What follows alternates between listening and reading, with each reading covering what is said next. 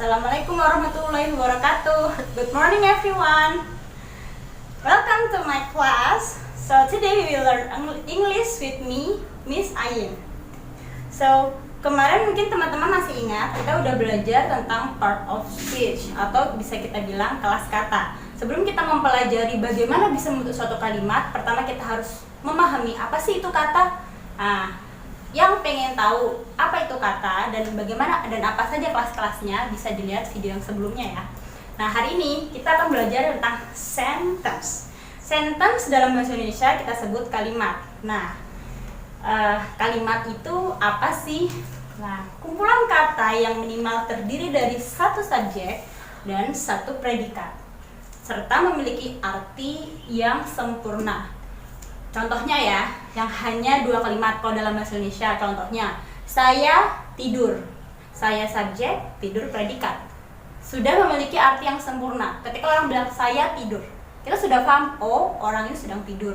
Tapi ada kata-kata yang kadang ketika dia hanya subjek dan predikat, butuh keterangan. Ada yang seperti itu. Contohnya kayak, saya makan. Ketika kita bilang, saya makan, mesti orang akan bertanya-tanya, makan apa? Atau makan di mana? Atau makan bareng siapa? Nah, sehingga butuh keterangan selanjutnya. Oke, sebenarnya dalam bahasa Inggris itu nggak jauh beda ya sama bahasa Indonesia. Kalau bahasa Indonesia kan struktur kalimat untuk membentuk suatu kalimat itu biasanya disebut dengan SPOK. SPOK, subjek, predikat, objek, keterangan. Dalam bahasa Inggris itu persis sama, sehingga seharusnya kita belajar bahasa Inggris akan menjadi lebih mudah karena tidak jauh beda dengan bahasa ibu kita. Tidak ada subjek, predikat, objek, atau adverb yang artinya sama aja ya. Di sini ada contohnya, misalkan I study English with Miss I. Oke, subjek, I-nya subjek, study-nya predikat yang berupa kata kerja asli. Kemudian English-nya ini menjadi sebuah objek dan Miss I ini menjadi sebuah keterangan. Nah, dalam bahasa Inggris sendiri, predikat itu bisa dibilang itu sama dengan verb. Verb itu kemarin kita sudah belajar ya di kelas kata adalah kata kerja. Nah, verb sendiri dia itu punya cabang lagi. Ada yang disebut dengan ordinary verb atau kata kerja asli.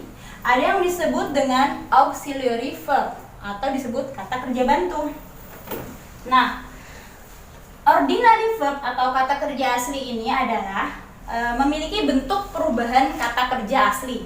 Memiliki bentuk perubahan kata kerja. Teman-teman mesti pernah lah ya dengar di sekolah kita ada belajar tentang verb 1, verb 2, verb 3 atau verb in. Itu namanya ordinary verb, mesti punya perubahan itu. Contohnya di sini saya kasih ada kata study. Study artinya belajar, bentuk verb 1-nya study, verb 2-nya studied, verb 3-nya studied, dan verb in-nya studying. Atau ada juga yang seperti see, verb 1-nya, saw, verb 2-nya, seen, verb 3, seeing, verb in. Jadi memang ordinary verb sendiri atau perubahan kata kerja asli itu ada dua jenis ya. Ada yang reguler sama irregular. Jadi itu nanti yang irregular memang harus dihafalkan. Itu nanti next video akan saya jelaskan lebih detail lagi ya. Untuk hari ini kita fokus hanya di kalimatnya saja. So, untuk auxiliary verb sendiri adalah kata kerja bantu. Nah, kata kerja bantu itu juga dia terdiri dari 4 anggota ya. Ada to do, to be, to have, dan modal. Itu istilahnya. To do ini punya anggota lagi. To do ini anggotanya ada 3. Do, does, dan did. Kalau misalkan to be ini agak banyak ya anggotanya. Ada is, are, was, were, be, been, being. Untuk to have dia ada have, has, dan had. Untuk modal dia ada will, would, shall, should, can, may, must, and etc. Nah, perbedaan antara ordinary verb sama auxiliary verb ini apa aja sih? Jadi memang kalau ordinary verb itu dia kan punya perubahan kata kerjanya. Auxiliary verb itu juga begitu juga dengan auxiliary verb.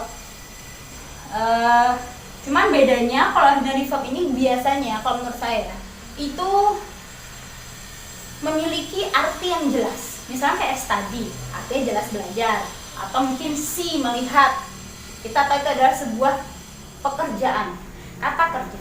Tapi kalau misalkan kata kerja bantu karena fungsinya itu membantu, jadi dia bisa lebih disebut seperti padanan. Dia seperti melengkapi ketika kita mau menyatakan kondisi suatu kalimat atau kondisi suatu perkataan, itu bisa kita ungkapkan dengan kata kerja bantu ini. Apakah misalkan I am, atau she is, atau they have. Secara detail kapan-kapan akan saya jelaskan di video lainnya juga ya. Oke.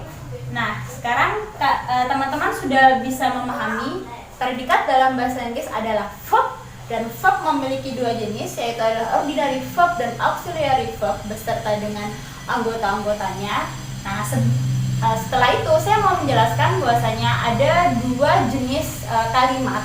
Ya, ketika kita belajar tenses itu perlu banget kita tahu, yaitu kita sebut biasanya verbal sentence atau nominal sentence. Nah, verbal sentence sendiri itu adalah kalimat verbal. Maksudnya kalimat verbal bagaimana? Jadi memang kalimat yang predikatnya itu sendiri adalah ordinary verb atau kata kerja asli. Jadi dalam kalimat itu ada kata kerja aslinya. Contoh di situ, Rosie waters the flower. Waters ini bahasa Indonesia artinya menyiram. Jadi Rosie menyiram bunga. Di situ Rosie merupakan subjek, watersnya itu predikat dalam bentuk ordinary verb yang mestinya punya perubahan kata kerja, water, watered, watered, watering, and the flower itu objeknya. Itu verbal sentence. Untuk nominal sentence atau kalimat nominal, dia adalah kalimat yang predikatnya menggunakan to be. Nah, teman-teman masih ingat kan? To be adalah salah satu anggota dari auxiliary verb atau kata kerja bantu. Nah, anggota to be apa aja, teman-teman harus ingat banget untuk bisa memahami nominal sentence ini. Anggota to be ada is, are, was, were, be, been, and being.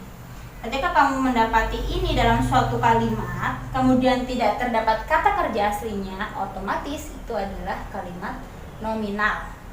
Terus kalau misalnya nggak ada kata kerja asli, setelahnya gimana dong? Nah, ini ada contohnya ya. Contohnya, Rosie is beautiful. Rosie cantik. Nah, Rosie-nya subjek, is-nya to be, dan beautiful-nya adalah komplement dalam bentuk adjektif. Jadi memang komplement ini ada banyak ya. Salah satunya ini, dia kalau misalkan untuk nominal sentence ini dia secara rumus gampangnya saya singkat Ana. Ana ini ada adjektif, noun, sama adverb. Oke, di sini sudah saya kasih contoh, ada yang ada adjektif, contohnya Rosie is beautiful. Kita lihat di sini is itu to be ya, sehingga dia menjadi sebuah kalimat nominal, jelas. Atau Rosie is a girl. Rosie adalah seorang wanita atau gadis. Dan seorang gadis ini kelas katanya noun. Oke, and then atau Rosie is in the garden. Karena tadi dia sedang menyiram kan, jadi sekarang is in the garden. Oke, so Rosie-nya subject, is-nya to be, in the garden-nya adverb. Ini contoh dari setelah to be itu bisa bentuk adjektif, noun, atau adverb. Oke, secara rumus besarnya mungkin bisa dilihat di dalam kotak biru di sini. Dia itu rumusannya setelah subjek, kemudian to be, kemudian ana. Ana itu apa aja tadi? Ada adverb, noun, adjektif. Oke, adverb, noun, adjektif. Ana. Nah, sedangkan verbal sentence secara keseluruhan dia struktur katanya setelah subjek, predikat, objek, kemudian adverb atau keterangan. Nah, itu dia perbedaan antara verbal sentence dan nominal sentence. Nanti dalam pembelajaran tenses, rumus verbal sentence dan nominal sentence tentunya berbeda dan akan lebih kita dalami di video-video berikutnya. Oke, sampai sini penjelasan tentang sentence kalimat. Thank you for your attention. Wassalamualaikum warahmatullahi wabarakatuh.